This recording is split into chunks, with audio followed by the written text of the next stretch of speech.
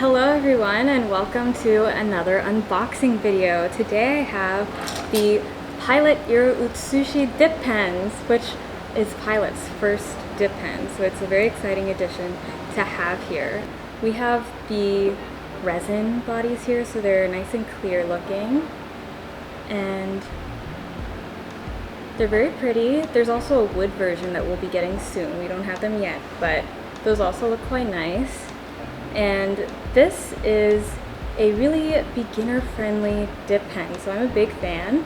The steel nib on the end actually won't rust, which is really great. I know a lot of people don't like having to change out their dip pen nibs, so this is a solution to that. It actually uses the same, or like similar nib as what's on a fountain pen.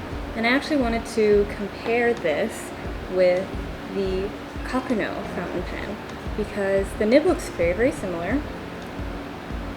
If you take a look, this nib is very similar to the Kakuno. Honestly, it's like the exact same shape and everything. If you turn it to the side, the curvature is very similar, if not the same in my opinion.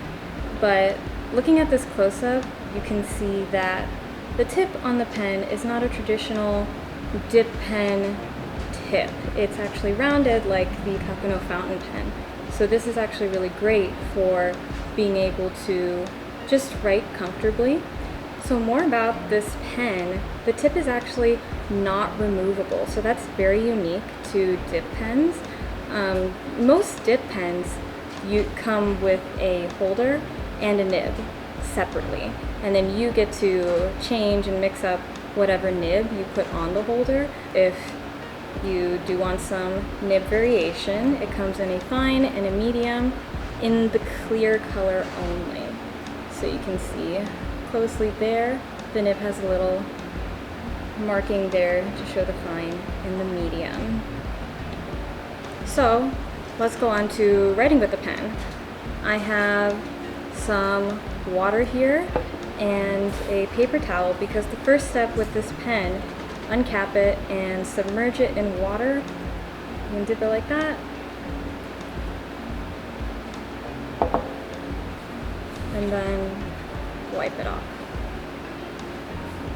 And then now we are ready to write with some ink. I have Pilot iro-utsushi ink here. This is Ajisai, which is one of my favorite colors in the iro-utsushi line. So the tip here actually has a little wavy line on the nib that shows you where you can submerge the nib up to for optimum ink capacity. Let's see how this does. I'm gonna dip it right up to that point, like that. This is a fine nib.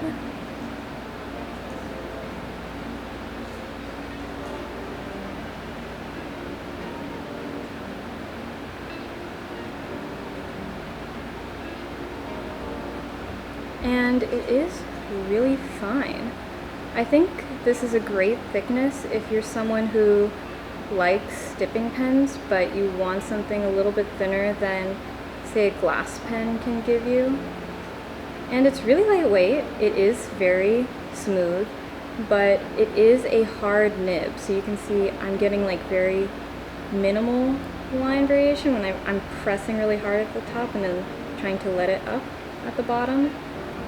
Oh, there you go. So maybe like a sentence and a half worth of writing is what you can get in there. So that was the fine nib. Let's take a look at the medium nib. And then I'm going to do a different color. This is Shinryoku. And I'll dip it up to the same line that I did before.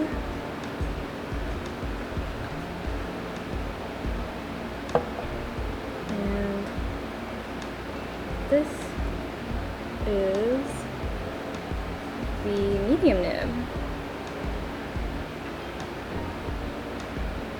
So this, I'd say, is actually a little bit closer to what a dip pen can do in terms of how wet it is and how thick it is.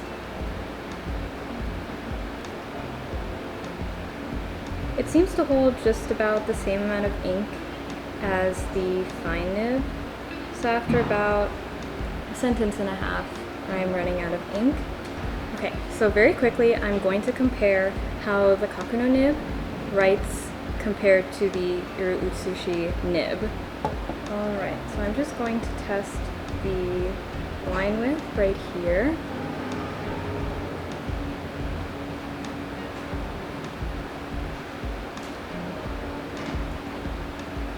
And it looks like that is pretty much exactly the same. So if you like the Kakuno nib, it is the same nib on the iro-utsushi dip pen.